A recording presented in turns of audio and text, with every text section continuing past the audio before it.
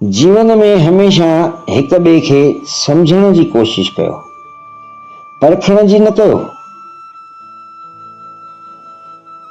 मथों तो चवनि, विश्वास में विष भी आहे ऐं आस भी आहे। विश्वास मतलब विष भी आहे, आस भी आहे। इहा पाण जे मथों निर्भर थो करे त असांखे ग्रहण छा कयूं था, विष खे था स्वीकार कयूं या आस खे।